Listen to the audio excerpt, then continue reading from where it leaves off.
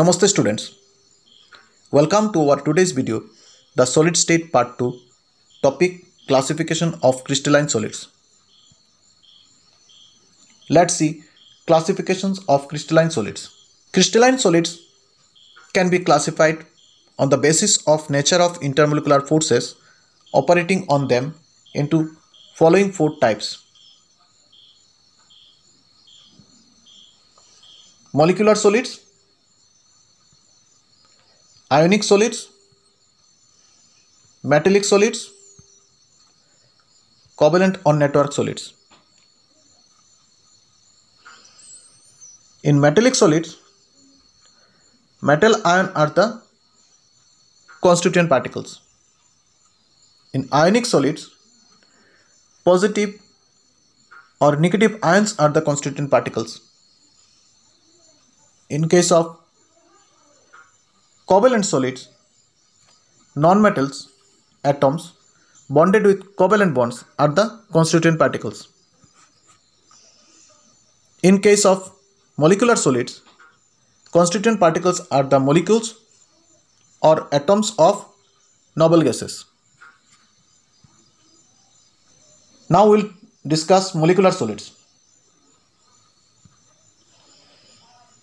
These are the crystalline substances in which constituent particles are molecules. Exception in halogen atoms like helium, argons, these also form molecular solids. This carbon dioxide is an example of molecular solids. Iodine molecules also form molecular solids. These are further subdivided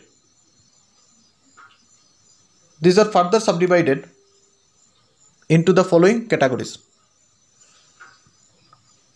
nonpolar molecular solids, polar molecular solids, hydrogen bonded molecular solids. Now we will see nonpolar molecular solids. The constituent particles in case of nonpolar molecular solids are nonpolar molecules or noble gases. The forces operating between them are weak dispersion forces or London forces. The characteristics of nonpolar molecular solids are as follows. These are generally soft, non-conductors of electricity. They have low melting and boiling points. They are gaseous or liquids at room temperature. Now we will discuss polar molecular solids. These crystalline solids substances are formed by the polar molecules like hydrochloric acid, sulfur dioxide, etc.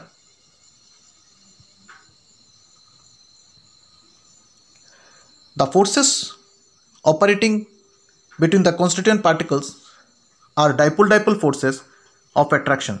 This is also one type of van der Waals forces.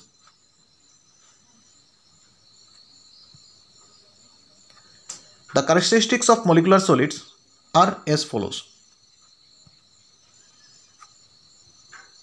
These are soft,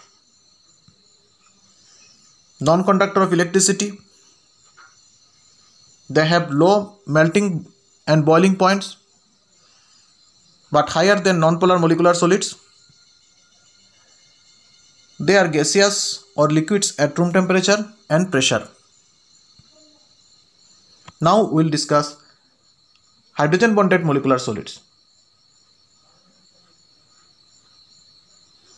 The molecules of such solids contain hydrogen bonds between hydrogen and highly electronegative elements, fluorine, oxygen or nitrogen.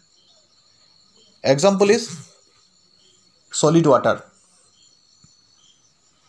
Characteristics of hydrogen bonded molecular solids.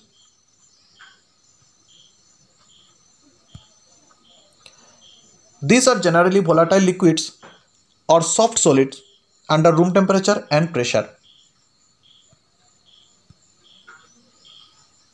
They are non-conductors of electricity, means insulator.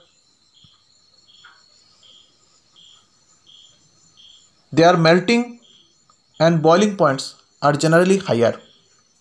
Melting points and boiling points are higher than those of non-polar and polar molecular solids. Now we'll discuss ionic solids.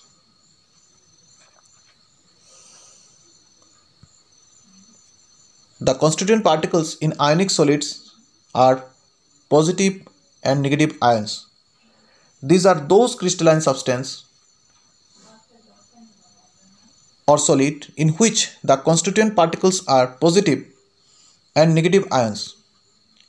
Example, Na positive ion and Cl negative ions in case of sodium chloride arranged in three-dimensional space. This is the structure of NaCl. These ions are held together by strong Coulombic force of attractions or electrostatic force of attraction. One positive Na positive ion is surrounded by Cl negative ions in a crystal lattice. There is a definite arrangement between the Na positive and Cl negative ions. These bonds are very strong. This ion cannot replace their position. They remain fixed in their position. The characteristics of ionic solid are high melting and boiling point due to the strong electrostatic attractive force between the ions. They are non-conductor or insulator in the solid state. As the ions are not free to move about in solid state, that's why they are insulator.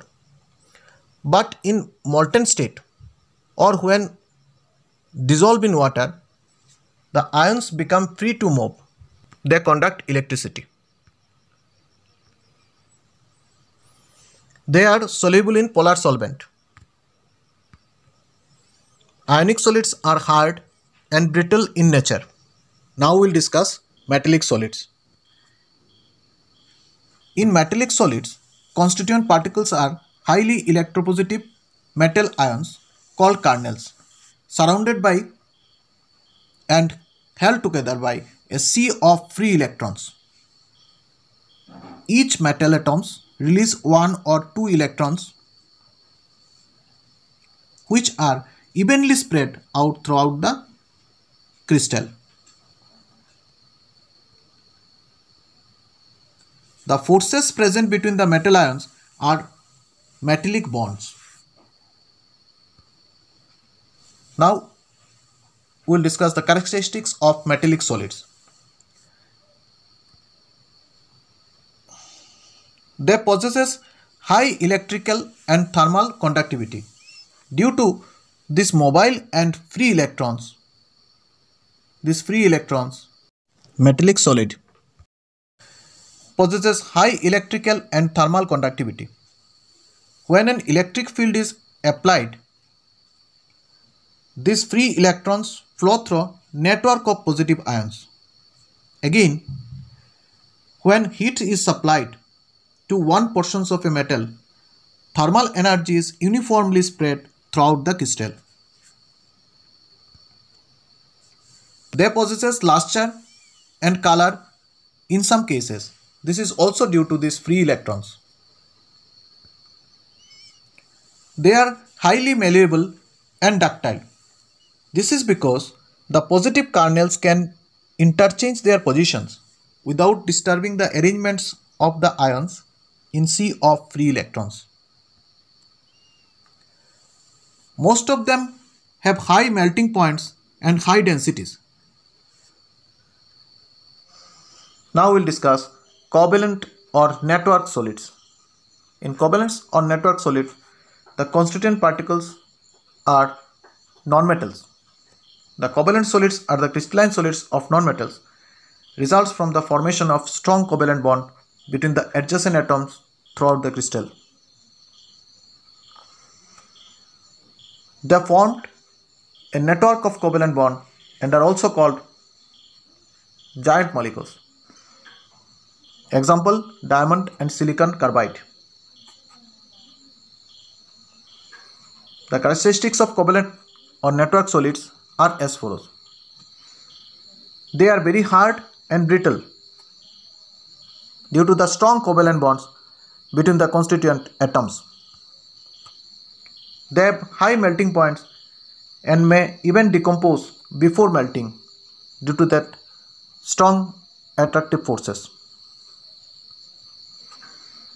They are insulators and do not conduct electricity due to the absence of free electron.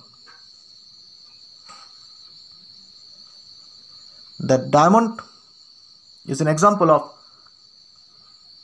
covalent or network solids. Graphite is also a covalent or network solid, but it is a conductor of electricity and graphite is a soft metal.